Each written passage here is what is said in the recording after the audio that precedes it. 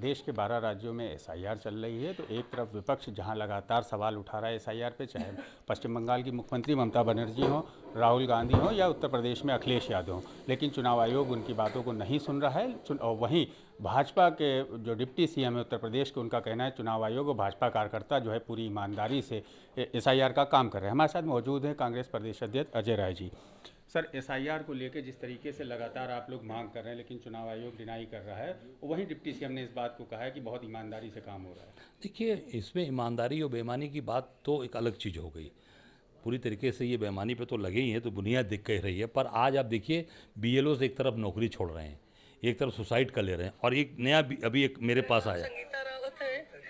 क्या समस्या रही है? समस्या है ये, जब से बीएलओ का काम मिला है तब से बहुत टेंशन में रहते थे, किसी से बात भी नहीं करते थे। हम सुबह जाते थे, शाम को आते थे, फिर है जो चुपचाप लेट जाते थे, किसी से बात नहीं करते थे। मौत कैसे इनकी है जो टेंशन की वजह से ब्रेन हेमरेज है जो अब टेंशन से ब्रेन हेमरेज हो गया। अब इसको क्या कहा जाएगा? जो राहुल जी कह रहे हैं वो बात सही है। अब ये इनके डिप्टी सीएम से पूछिए, सीएम से, कि कैसे ये आज ये संगीता रावत आज ये बेचारी विधवा हो गई।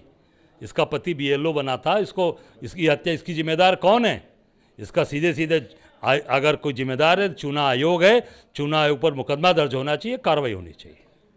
अखिलेश यादव कह रहे हैं कि समय बढ़ाना चाहिए था, बहुत शॉर्ट टाइम दिया है, तीन महीने का कम से कम समय होना चाहिए। ममता बनर्जी भी 6 महीने का समय मांग रही, लेकिन चुनाव आयोग लगातार कह रहा नहीं, 4 दिसंबर लास्ट डेट। अब ये देखिए, उसका सामने प्रमाण आ गया ना। आपका ही कर्मचारी ब्रेन हेमरेज हो गया तनाव की वजह से। उनकी पत्नी करी, किसी से बात नहीं करते थे जब से बीएलओ बने थे, ब्रेन हेमरेज कर गया। कैसे? टेंशन की वजह से। तो ये टेंशन देने के लिए आपका ही कर्मचारी आज मर रहा है, सारी चीज़ें हो रही। तो हम तो कर्मचारी के साथ खड़े हैं, कर्मचारी की बात कर रहे हैं, हम देश के साथ खड़े हैं। आज चीज़ों को ये खराब कर रहे हैं। राहुल जी ने जो बात उठाया, देखिए पूरे देश के अंदर ये चीज़ें, आज ये लखनऊ का एक दलित परिवार का एक व्यक्ति आज चला गया हम लोगों के बीच से। इसके जिम्मेदार कौन होंगे? अब इसकी पत्नी का सुहाग तो आप ला नहीं पाओगे, बच्चे अनाथ हो गए। मैं समझता हूँ कि तत्काल इस पर कार्रवाई होनी चाहिए, मुकदमा दर्ज होना चुनाव आयोग पर। एक सवाल और है, बनारस में दाल मंडी को लेकर तोड़फोड़ हो रही है, डिमांड हो रही है, लेकिन उसकी कोई सुनवाई नहीं हो रही है। उस पर सत्ता पक्ष के कोई लोग बोलने को तैयार नहीं है। देखिए, मैं तो नहीं कहना चाहूँगा, दाल मंडी पुराना बहुत ही ऐतिहासिक स्थल है, और वहाँ पर जितने मुस्लिम्स हैं उससे कम हिंदू भी वहाँ दुकानदार नहीं है।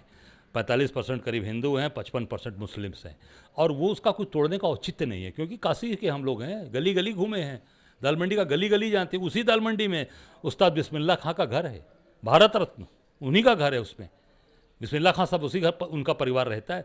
पूरी तरीके से केवल और केवल वहाँ लोगों को परेशान करने के लिए ये सब काम किया जा रहा है।